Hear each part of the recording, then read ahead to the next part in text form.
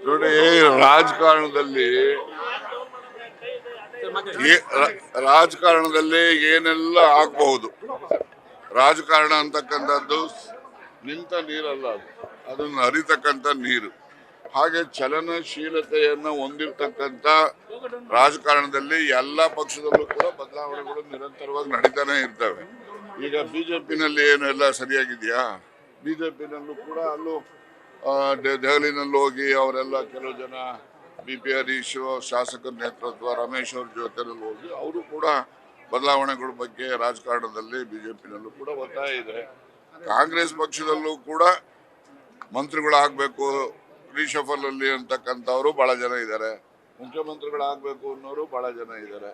ಆದ್ರೆ ಈ ಗೊಂದಲವನ್ನ ಆದಷ್ಟು ಜಾಗ್ರತೆ ನಮ್ಮ ಕಾಂಗ್ರೆಸ್ ಪಕ್ಷದ ಹೈಕಮಾಂಡು ಅದನ್ನ ನಿವಾರಣೆ ಮಾಡಬೇಕು. ಇಲ್ಲ ಅಂತ ಹೇಳಿದ್ರೆ ಈ ರೀತಿಯ ಒಂದು ಪರಿಸ್ಥಿತಿ ಏನಿದೆ, ಈ ಪರಿಸ್ಥಿತಿಯಿಂದ ರಾಜ್ಯದ ಆಡಳಿತದ ಮೇಲೆ ದುಷ್ಪರಿಣಾಮ ಆಗ್ತದೆ ಅಂತಕ್ಕಂಥದ್ದು ನನ್ನ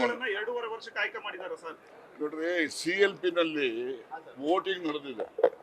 ವೋಟಿಂಗ್ ನಡೆದು CLP ಲೀಡರ್ ಎಲೆಕ್ಟ್ ಆಗಿರೋದು. He has been elected for a period of 5 years. ಈ ಮಧ್ಯೆ ಬದಲಾವಣೆ ಆಗ್ಬೇಕು ಅಂತ ಹೇಳಿದ್ರೆ ಅವರು ರೆಸಿಗ್ನೇಷನ್ ಕೊಟ್ರೆ ಇನ್ನೊಬ್ರು ಬರ್ಲಿಕ್ಕೆ ಸಾಧ್ಯ. ಅವ್ರು ರೆಸಿಗ್ನೇಷನ್ ಕೊಡೋವರೆಗೂ ಅವರೇ ಲೀಡರ್ ಇರ್ತಾರೆ.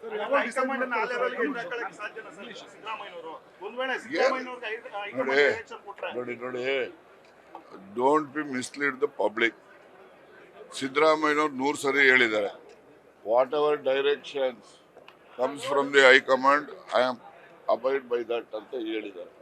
ಸೊ ಆಗಿರೋವಾಗ ಸಿದ್ದರಾಮಯ್ಯನವರು ಹೈಕಮಾಂಡ್ ಅವರಿಗೆ ಎದುರಿಸ್ತಕ್ಕಂಥದ್ದಾಗ್ಲಿ, ಹೈಕಮಾಂಡ್ ಅವರು ಸಿದ್ದರಾಮಯ್ಯನವರಿಗೆ ಕೈ ಬಿಡುವಂಥದ್ದಾಗ್ಲಿ ಏನು ನಡೆಯೋದಿಲ್ಲ ಅಂತಕ್ಕಂಥದ್ದನ್ನು ಇಟ್ಕೊಳ್ಳಿ. ಬದಲಾವಣೆ ಅನಿವಾರ್ಯ ಆದ್ರೆ DK ಶಿವಕುಮಾರ್ ಮಾತ್ರ ಆಪ್ಷನ್ ಅಂತ ಎಷ್ಟು ಜನ ಇದ್ದಾರೆ ಕಾಂಗ್ರೆಸ್ ಅಲ್ಲಿ? 2013 ಇದೇ ಡಾಕ್ಟರ್ G ಪರಮೇಶ್ವರ್ ಅವರು ಅಧ್ಯಕ್ಷರು 8 ವರ್ಷ ಇದ್ರು.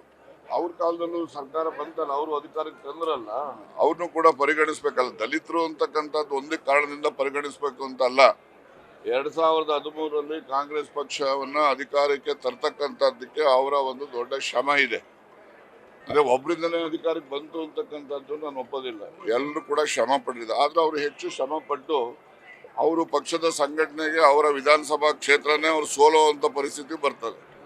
ಆದ್ರಿಂದ ಅವ್ರಿಗೂ ಕೂಡ ಹೆಚ್ಚಿನ ಕ್ಲೈಮು ಇದೆ ಅಂತಕ್ಕಂಥದ್ದನ್ನು ನಾವೆಲ್ಲ ಗಮನದಲ್ಲಿಡ್ತೀವಿ. ನ್ಯೂಸ್ ಫಸ್ಟ್ ನಿರ್ಭೀತಿಯಿಂದ ನಿಮ್ಮ ಪರವಾಗಿ.